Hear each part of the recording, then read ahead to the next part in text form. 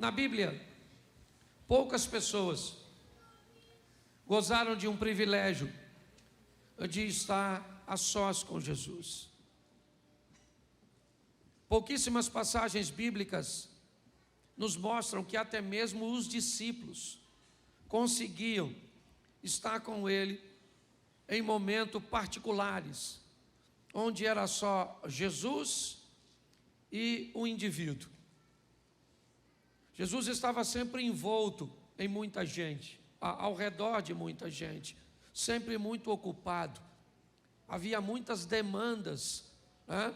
Até os 30 anos, enquanto ele vivia uma vida ordinária, comum. Mas quando ele começa a mostrar quem ele é, quando o extraordinário começa a fazer parte de sua vida, ele já não consegue mais muitos momentos de tranquilidade. Você vê que quando ele quer ficar a sós, ele precisa se retirar para um monte, ele precisa criar um ambiente pouco interessante para as pessoas, que não seja muito confortável para essas pessoas. Por que é que ele se isolava? Porque o monte era mais poderoso? Não. Por que é que ele ia orar na madrugada? Porque quando ele fazia assim, diminuía a intenção das pessoas de acompanhá-lo. Porque era madrugada, era perigoso lidar com algum animal selvagem, era muito frio a madrugada normalmente. Então, ele tomava algumas decisões muito simples para buscar ficar sozinho. Mas todas as vezes que ele vinha para os lugarejos, para as pequenas cidades, inevitavelmente ele estava envolto nas multidões. Ou seja, pouquíssimas pessoas tiveram o privilégio de estar face a face com Jesus sozinhas. E hoje eu quero mostrar para vocês duas dessas passagens, só para que possamos refletir um pouco sobre elas. Dois encontros, uma mulher e um homem. Meu propósito é trazer uma visão universal, é mostrar que para Deus, todos nós, independente de homens ou de mulheres, receberemos dele a mesma oportunidade de mudarmos de vida. Eu tenho mostrado sempre para a igreja que desde o Gênesis, quando Deus cria homem e mulher, quando os dois cometem erros e cada um, certo, se tornam responsáveis por Deus de seus erros. Deus está falando de igualdade. Quando olho para um pouquinho mais à frente no Gênesis e vejo a hora da instituição da oferta, eu vejo duas pessoas ofertando, Caim e Abel. Olhamos um pouco mais à frente, nós vamos ver as oportunidades sendo concedidas de forma igualitária. Você olha para a cruz do Calvário e o que você vê? Duas pessoas. O que você vê no centro? O Salvador. O que ele pode? Salvar as duas. O que ele faz? Salva uma. E por que ele salva uma? Porque a outra não tem muito interesse em vida eterna. O que a outra quer é descer do madeiro e continuar sua vida. Ele não consegue entender. Não era maldade do ladrão da esquerda. Ele simplesmente não conseguiu compreender a proposta que lhe estava sendo oferecida. Mas ela estava sendo oferecida. Quando nós olhamos para isso, é importante enxergarmos que Deus nos concede oportunidade. O grande problema é que a sua história não começou em você. Ela pode ter começado, e certamente começou, no seu pai, no seu avô, no seu bisavô. Então tem muitas pessoas que tomaram decisões anterior a você. E essas decisões, talvez, elas não foram compatíveis com a pessoa que está do seu lado. Então hoje você pode ver alguém que parece ter mais vantagens do que você na vida. Mora numa casa melhor, já pode andar num carro, tem um posicionamento intelectual melhor. pode usufruir de algumas coisas que quando você olha, você diz, poxa, mas não é certo isso que eu estou vivendo. Poxa, hoje eu moro numa comunidade carente, numa palafita, e o fulano pode morar numa Alphaville. Beleza, legal, você tem total razão. Mas vamos buscar um pouco atrás, 2 ou 3 gerações, e vamos descobrir de onde é que os bisavós daquele que estão ali no Alphaville vieram. Às vezes da mesma cidade que veio seu bisavô. Às vezes eram até vizinhos, estudaram na mesma escola. Então é muito importante nós entendermos uma coisa, se você quer caminhar com Deus, é que Ele é justo. É muito importante entendermos que a Bíblia diz que o Deus é amor, amor, amor, amor, amor. Mas, e o que é fogo consumidor, que Ele também é? E o que é justiça, que Ele também é? Será que muitas vezes eu não estou tentando manipular uma informação para que ela me favoreça? Então eu quero te mostrar rapidinho, sabe? Porque hoje eu quero mostrar para você a samaritana, porque o meu assunto hoje é água, é isso. Samaritana e Nicodemos. Duas pessoas que conseguiram o que poucos conseguiram, estar a sós com Jesus. A samaritana consegue estar a sós com ele no poço de Jacó. Nicodemos consegue estar à noite com Jesus, pois vai abordá-lo às escuras, aproveitando uma oportunidade. Você pode ver, o único a narrar a história de Nicodemos é João, provavelmente porque Jesus contou para ele o fato que aconteceu. Sabe quem veio me procurar ontem? João, o Nico. Falei com ele assim, assim, assim, assim e assim. Mas os dois, para nós, quando nós olhamos para a água, o que é água para nós? Algo tão banal. A gente estava passando ali agora, com essa chuvada, a pressão do cano aumentou. Tem um cano quebrado ali, certo? Se uma água daquela dali, aquilo que tem ali, vazar naquela quantidade o tempo inteiro, certo? Em alguns lugares do percurso do Egito até Israel, vira uma cidade. Nós não sabemos o que é água. Quando a Bíblia fala de água, para nós é aquilo que sai na nossa torneira. Você está entendendo? Tem uma historinha, se você parar em alguns lugares na caminhada do Egito para Israel e for comprar uma Coca-Cola, ela custa $5. E 1 litro de gasolina pode custar 60 centavos. Estou só usando uma linguagem aqui, ok? E aí tem uma história de um cara que reclamou e disse: amigo, isso é um absurdo. Uma Coca-Cola custar $5 e 1 litro de gasolina 60 centavos. Aí o balconista veio, colocou o litro de gasolina e falou assim: então bebe. Aí você vai descobrir porque o preço daquilo que se pode beber é tão caro. Todas as vezes que a vida vai se estabelecer, a primeira coisa que se descobre é se naquele lugar tem água.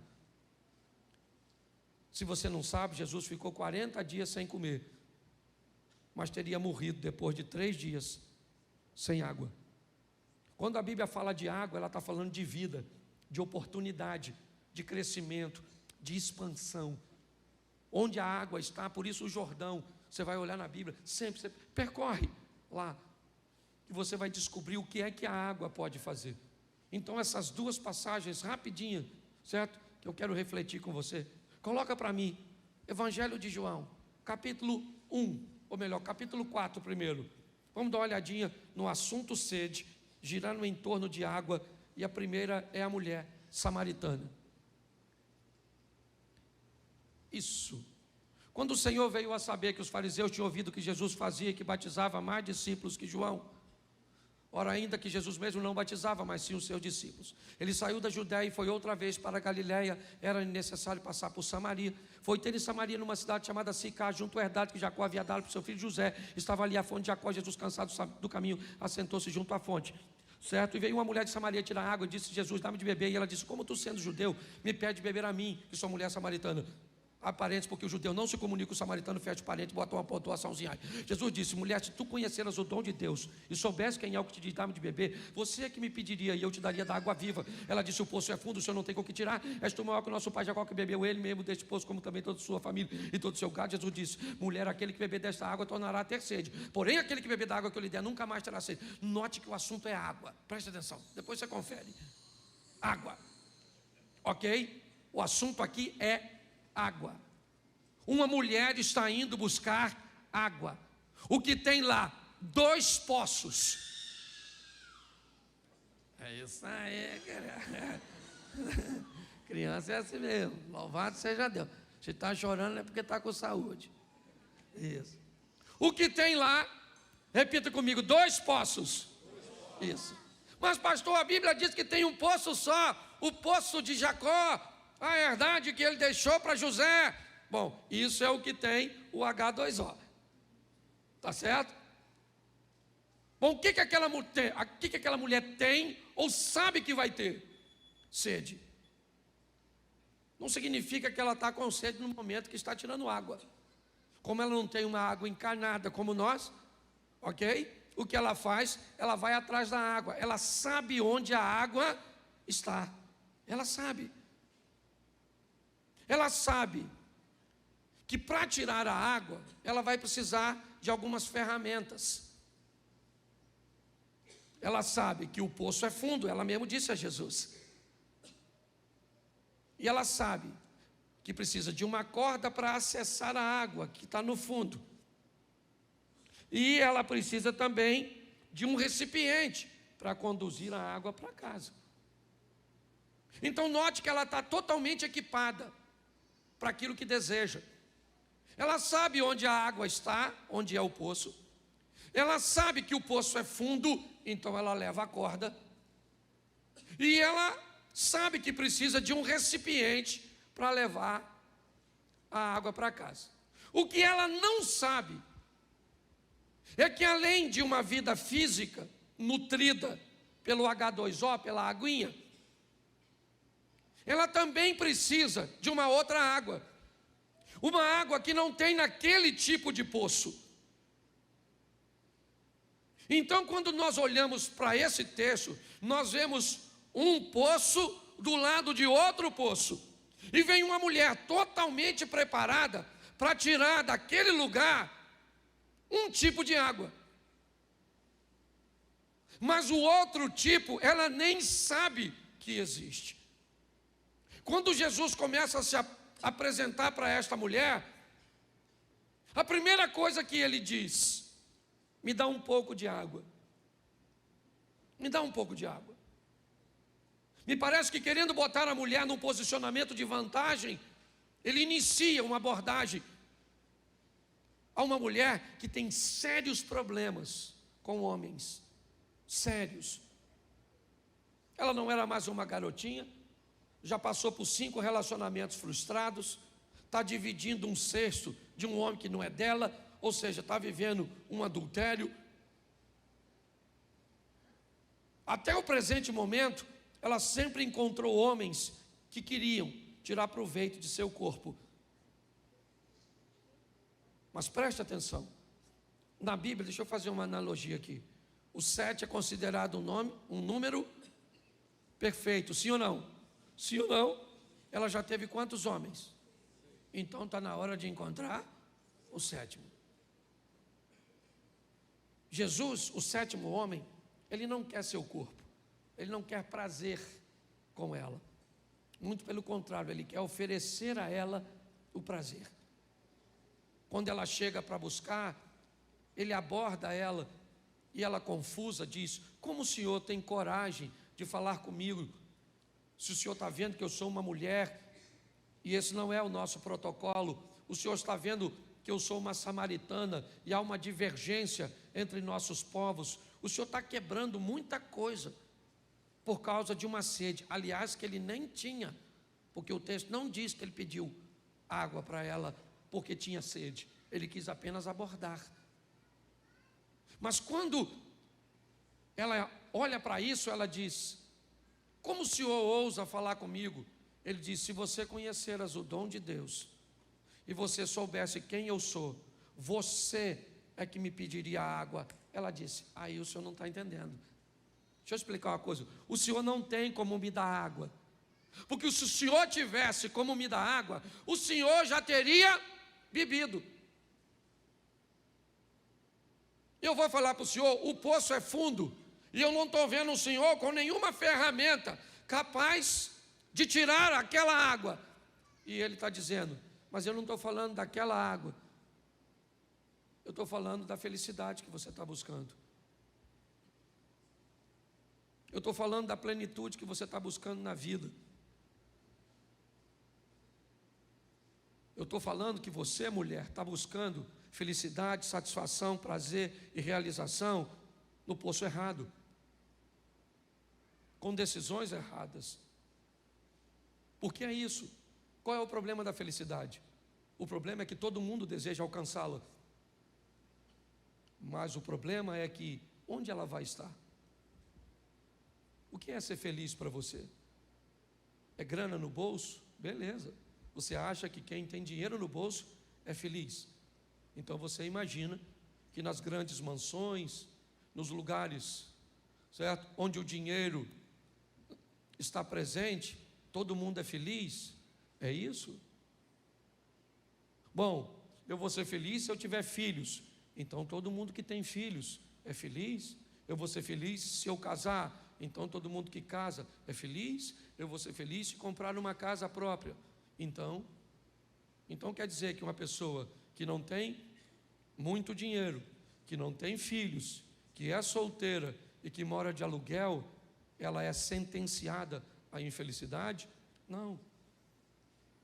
Jesus está mostrando para ela o seguinte: a senhora tem sede. E quando é sede do seu corpo, a senhora sabe onde buscar e tem ferramentas para levar. Mas quando é sede de alma, eu vou falar para a senhora: eu sou, certo, uma fonte de água viva, que vou entrar na senhora e a senhora nunca mais vai ter sede.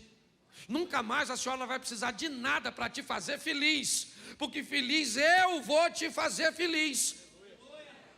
Você está entendendo? Hoje as pessoas estão buscando por isso. Eu quero ser feliz se eu tiver isso, eu não vou ser feliz, eu não vou. Então tá bom. E se você não alcançar o que quer? Você mesmo determinou a sua infelicidade. Se eu não tiver filho, eu não sou feliz. Então tá bom, cara. É isso, sua felicidade está condicionada a essa situação.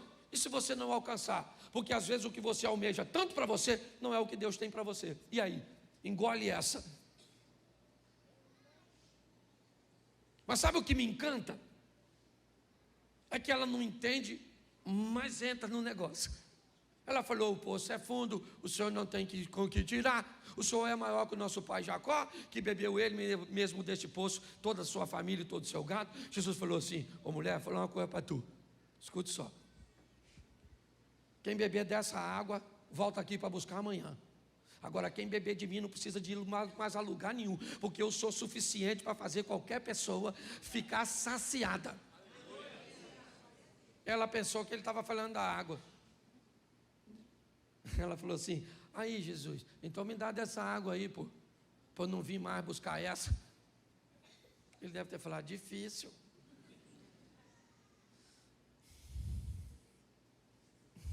Você não entendeu nada.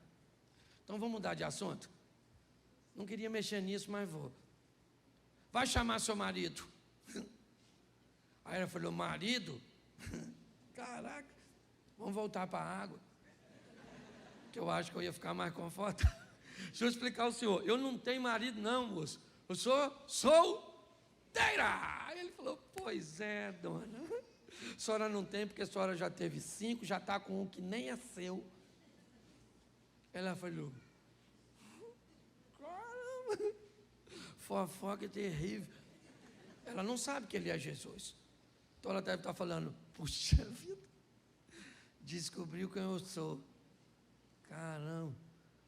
Ô moço, eu estou vendo que o senhor é profeta. O senhor é alguém diferente. O senhor não é igual aos outros homens que eu encontrei. O senhor é diferente. O senhor sabe o meu passado. O senhor sabe quem eu sou. O senhor me conhece e eu não sei nada a seu respeito. Essa é a grande questão. Pare para pensar nisso. Ele sabe quem nós somos. Poucas coisas você sabe a meu respeito. O que você sabe a meu respeito? Você me conhece há quanto tempo? Você não sabe o que eu passei na infância, na minha adolescência, na minha juventude, os traumas que eu já enfrentei, as escassez, os problemas, tudo que eu já... E ele sabe de tudinho. E mesmo assim, me deu a oportunidade de me oferecer uma água que uma torneira não me dá. É muito importante nós entendermos isso. Jesus está mudando a história dessa mulher. E pense num troço absurdo, é o que ele vai fazer com ela.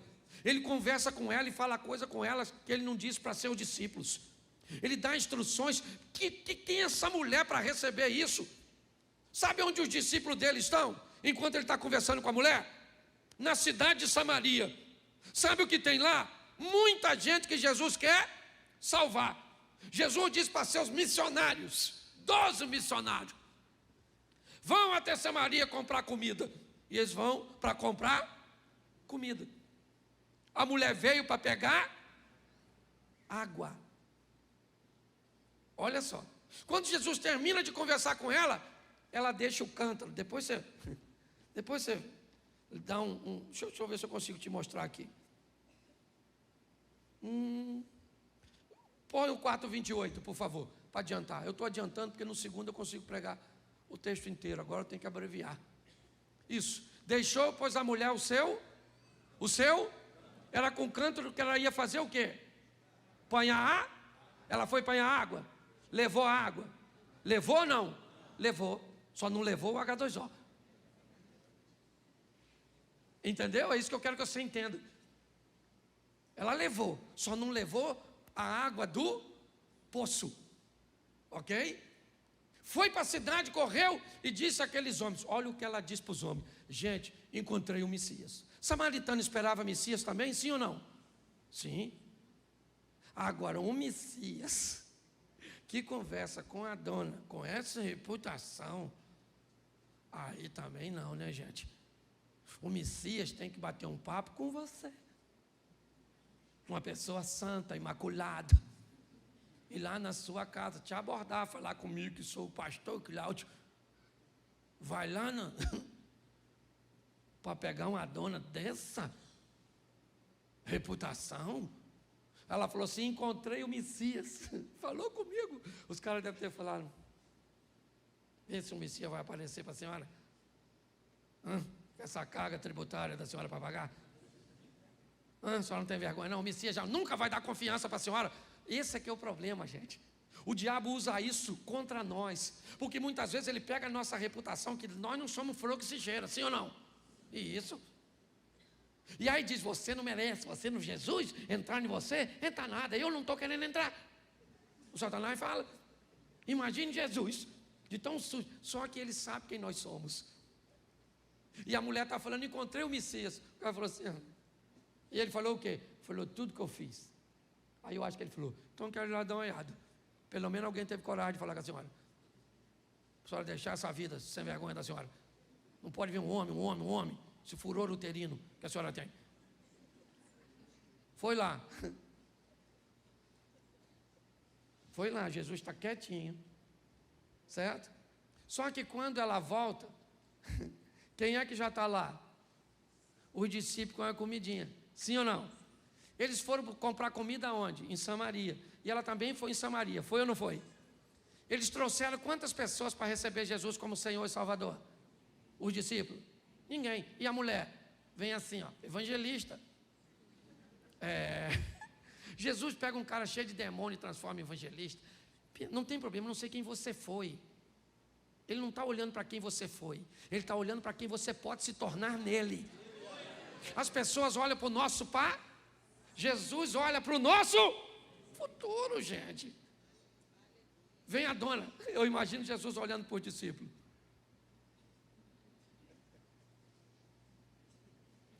aquilo é que é evangelista. Olha como é que a dona vem cheia de alma e vocês vêm cheio de sacolinha do supermercado.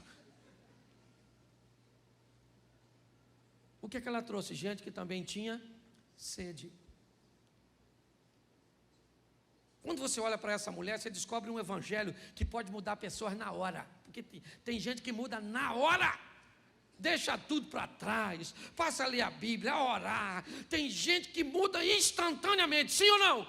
E de forma descarada. Mas esse não é o único modelo. E aí eu quero te mostrar o outro camarada que também encontrou com Jesus sozinho, o tal do Nicodemos. O assunto também ainda continua sobre água. Só que não é uma água para beber, é uma água para tomar banho. A água do Nicodemos, certo? É uma água simbólica que Jesus está falando. E coloca aí João 3:2. Note que eu peguei os dois textos para ficar fácil. João 3 e João 4. Que depois fica fácil você conferir em casa. Lê essa história. João capítulo 3, verso 2. E foi ter de noite com Jesus e disse-lhe: Rabi, bem sabemos que és mestre vindo de Deus, porque ninguém pode fazer esses sinais que tu fazes, se Deus não for com ele. Preste atenção. O que ele tem? Sede. Mas pastor, que sede? Ele não tem cântaro, ele não tem corda, não tem água aqui. Nicodemos tem uma questão na sua mente, ele não consegue entender. Quando a Bíblia diz sede e fome de justiça, ok? Ela não está falando de uma sede de água. Então é uma linguagem figurada. O que nós estamos vendo é um homem que ele tem sede. Ele quer respostas, ele não está entendendo o que está acontecendo, ele está olhando para Jesus e as coisas não estão se encaixando. Então ele aborda Jesus e consegue fazer isso sozinho. De noite foi ter com Jesus e disse-lhe: Rabi, bem sabemos que és mestre vindo de Deus, porque ninguém pode fazer esses sinais que tu fazes se Deus não for com ele. E Jesus disse: Nicodemos, certo? Aquele que não nascer de novo não pode entrar no reino de Deus. Nicodemos diz: mas como pode ser um homem velho nascer de novo? Poderia ele voltar ao ventre de sua mãe para nascer? Aí Jesus usa a água. Não, aquele que nascer da água e do Espírito. Aquele que nasce da carne é carne, aquele que nasce do Espírito é Espírito. Preste atenção, porque a água está aqui agora e numa outra posição. Ok? Jesus está falando literalmente sobre o batismo, sobre um momento de arrependimento. Eu acho que esse é o grande desafio que nós enfrentamos no momento, na questão de igreja. A dificuldade de nos arrependermos. A estrutura é tão comum, é tão normal. O que as pessoas fazem se tornou tão comum que a mente, ela está com dificuldade de ser confrontada. Então hoje as pessoas têm dificuldade de se arrepender. Se arrepender por quê? Por que eu preciso? O simbolismo do batismo, ele me diz assim: eu fiz algo de errado? Fiz. E o que eu preciso? Eu preciso de arrependimento. Quando eu desço as águas, eu declaro que a partir de agora, eu sou um homem, certo? Que me propus a viver uma nova vida em Cristo, com Cristo. Uma água que vai me purificar, pegar meu passado, jogar fora e agora me conscientizar de que eu preciso, dentro da palavra de Deus, ok? Ver a minha história mudando. A diferença de Nicodemos para mulher samaritana é a mudança. Quando você lê aqui João 3, a história acaba e Nicodemo vai embora para casa. Ele não vai buscar ninguém, ele não vai fazer nada, ele não vai voltar. Aliás, você não vai ver Nicodemo de novo voltando para Jesus. Não há registros. Mas coloca para mim aí, eu acho que é capítulo 7 de João, verso 51. Bota aí, eu acho que é isso. Isso. Volta um pouquinho no 50 para ver se aparece o nome dele para o pessoal entender. Nicodemos, que era um deles, o que de noite fora ter com Jesus, disse-lhes, agora o 51, porventura, condena nossa lei um homem, sem primeiro ouvir e ter conhecimento do que faz? Verso seguinte, responderam-lhe eles e disseram, és tu também da Galileia? Examina e verás que da Galileia nenhum profeta surgiu. Verso seguinte, e cada um foi para a sua casa. A história do Nicodemos sempre é assim com Jesus. Termina, cada um foi para a sua casa. Jesus foi para dele, Nicodemos foi para dele, e parece que não aconteceu nada. Nesse texto de João 7, estão acusando Jesus de ter demônios, de ser um charlatão. Nicodemos então entra e diz, gente, presta atenção, nós não tratamos as coisas assim. Não é assim que tratamos. Vamos trazer Jesus aqui e vamos ouvi-lo. Aí os outros disseram, o que é isso, Nicodemos? Não há necessidade disso. Olha para as escrituras, da Galileia nunca surgiu profeta, cara. O que é? Nicodemos calou a sua boca e foi para casa. Ele é crente? Não sei. Porque o modelo de crente que nós estabelecemos são aqueles reativos momentâneos. É a mulher samaritana, é quem vai para o embate. Capítulo 19, verso 38, por aí, irmão, me ajuda aí que eu estou terminando. 38, 39, é por aí. Isso. Depois disso, José de Arimateia, que era discípulo de Jesus, discípulo de Jesus mais, ele estava andando com quem? Com quem? Vamos lá, bota o verso seguinte, depois eu volto nisso. Só para você entender. Foi também? O José de Arimateia estava andando com quem? O José de Arimateia era discípulo de Jesus, porém, ele andava com, que provavelmente era discípulo de Jesus, porém, aprenda uma coisa, tem lugar e ambientes que você pode viver com Jesus explicitamente e tem liberdade para falar e dá para expor como uma mulher samaritana, mas tem lugar que não dá para falar, tem ambientes que não dá para seguir o mesmo modelo. Só que se pessoas não seguem o mesmo modelo, inevitavelmente nós tratamos ela de forma diferente. Quando nós olhamos para essa história, esse é o Nicodemos, o mesmo que estava no capítulo 7, o mesmo que estava no capítulo 3, o mesmo. E ele encontrou com Jesus e teve uma transformação. Mas como ela não segue o padrão, e é esse o problema. Hoje nós precisamos de pessoas cheias de Cristo, para estar em todos os lugares. Lugares mais tímidos que você para falar e para expor tem que ser um pouco mais delicado, ok? Ambientes um pouco mais desafiadores, que você precisa de uma estratégia muitas vezes oculta. Ah, mas não pode. Ah, não pode. O diabo pode vir de lá para cá trabalhando de forma oculta, trazendo pessoas cheias dele para dentro de igrejas. E nós não podemos sair daqui cheio de Deus para outro lugar para mudarmos a história. Então descubra a maneira que Deus quer te usar. Se o ambiente dá para ser explícito, seja explícito. Seja como uma mulher, largue tudo, vá até lá e diga, eu achei alguém que mudou a história da minha vida. Mas o Nicodemos não disse, gente, eu conversei com ele de noite, sozinho, só eu e ele. O Nicodemos falou isso? Porque se ele falasse, ele seria expulso do local. Hoje, todas as áreas, sabe por que as artes estão o que estão? Porque os cristãos não foram para elas, porque preocupados com a persuasão que ela poderia fazer na sociedade, disseram que as artes eram do demônio. A política é do demônio, o sexo é do demônio, o dinheiro é do demônio, é tudo do demônio. E sobrou o que para a gente? É igual quando eu fui fazer a igreja e pintei de preto. Aliás, que nem é preto, é cinza. Certo? Mas aí, nossa, que é isso? Bom, se a gente pintar de amarelo, diz que é do Zé Pilintra. Vermelho é da Pomba Gira. O branco é do espiritismo. Então eu não tinha cor para pintar. Porque qualquer cor alguém tinha dono.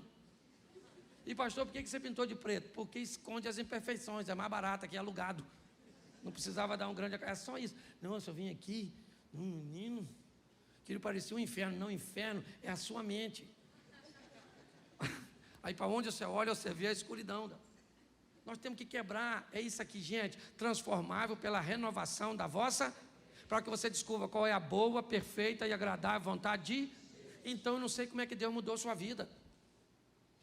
Pare de falar, você mudou rápido, espere o outro mudar. Às vezes a senhora entra, se converte, seu marido muda da noite para o dia, e a senhora vem arrastando, mudando. Às vezes é a senhora que mudou na hora, porque tem áreas que um muda mais rápido que o... E isso é extraordinário. Então vamos sair daqui para viver o Cristo. Pastor, o senhor não vai falar, falta 5 minutos de política hoje? Não vou. Nós só vamos orar. Se ganharmos no primeiro turno, eu não quero mais política na minha boca e nem na minha rede social. Porque eu não estou aqui como pastor para ficar falando de política. Mas pastor, o senhor já falou. É claro que eu falei, eu tinha que entrar no ambiente. Tá certo? Hoje fiz minha última postagem, tirei uma foto com essa dona. Postamos, cumprimos lá nossa obrigação de cidadania, porque eu sou pastor, posso falar de nada, tudo que eu falo eu sou pastor. Falo de sexo, não posso falar que eu sou pastor. Pensa se eu fosse falar com ela, amor, vamos fazer sexo, e ela falasse, ô Cláudio, você é pastor. Você não pode falar disso comigo não. Olha o Cláudio no salto. Aí eu vou falar de política, eu vou falar tudo que eu for falar, eu sou cidadão. Então nós vamos orar, nós já votamos, amém? Então se você é esquerda, se você é direita, nós somos irmãos. Uns, certo? Pensa de um jeito, outros pensam de outro, e aqui nós não temos nada disso não. Certo? Quem ganhou, eu falei, Deus até cobrou algo de mim, muito, na live, eu estava na live, quando eu falei assim, não sai da minha boca uma oração para que o Lula ganhe. E aí o Espírito Santo falou comigo assim, mas também nunca saiu uma oração para ele ficar curado e se converter. Falei, sangue de Jesus tem poder. Terminou, eu falei, Senhor, cura aquele homem. Porque fala sério, às vezes infecta a nossa mente de um tal ponto que a gente até não se comporta mais como cristão. Então nós vamos orar. Eu não tenho medo das urnas, porque pensa num negócio maneiro, é urna.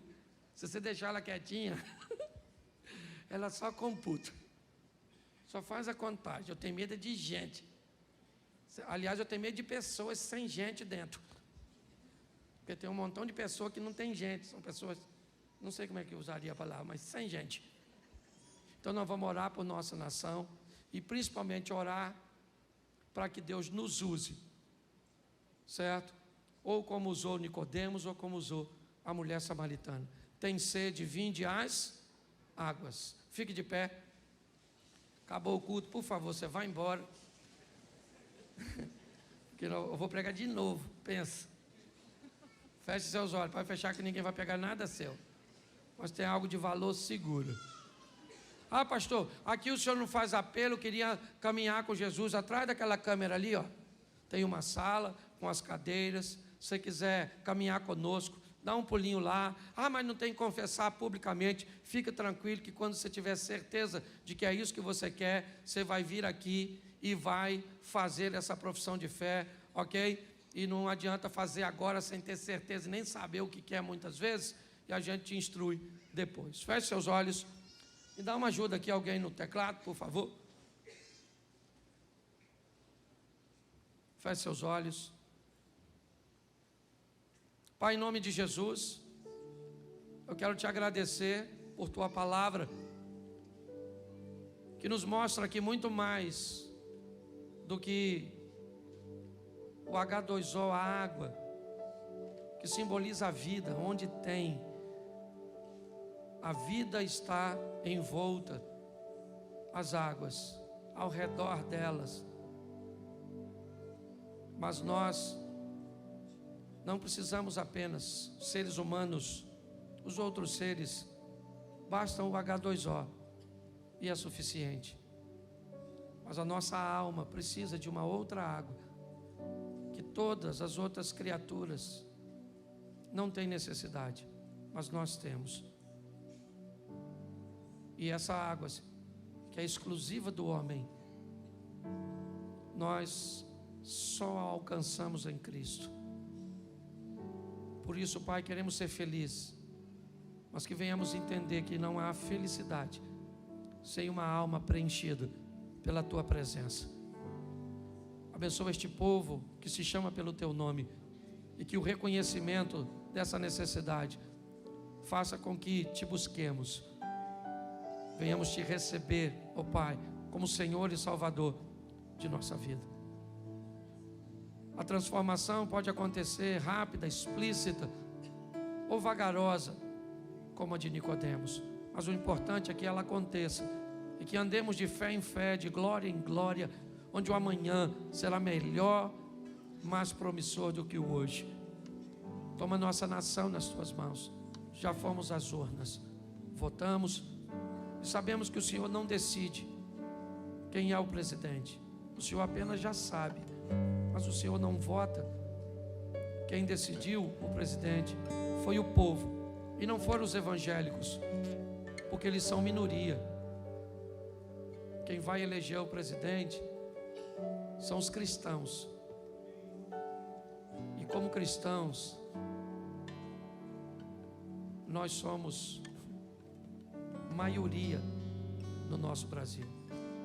Guarde as nossas urnas, guarde as apurações, nos livra, ó Deus, da intervenção humana, e que seja o novo presidente ou que continue aquele que o povo escolheu, mesmo se o povo escolheu errado, ó Pai, que seja o que o povo escolheu, não o que um grupo pequeno de pessoas que tem o poder, porque no céu tem alguém mais poderoso do que eles. E é isso que nós pedimos para a nossa nação, a olhar os nossos vizinhos com um sistema próximo do que eles querem instaurar no Brasil. Nós já vimos que não está dando certo, Pai.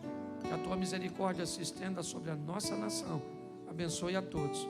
Leva-nos aos nossos lares, guardados por Tuas mãos poderosas. Livra-nos de todo o mal. Que tenhamos uma semana de boas notícias, uma semana de bons negócios. Que o grande amor de Deus, nosso Pai, a graça de nosso Senhor e Salvador Jesus Cristo e as doces consolações do Santo Espírito de Deus seja para com todo o povo do Senhor, e todos digam: Deus abençoe, vá em paz.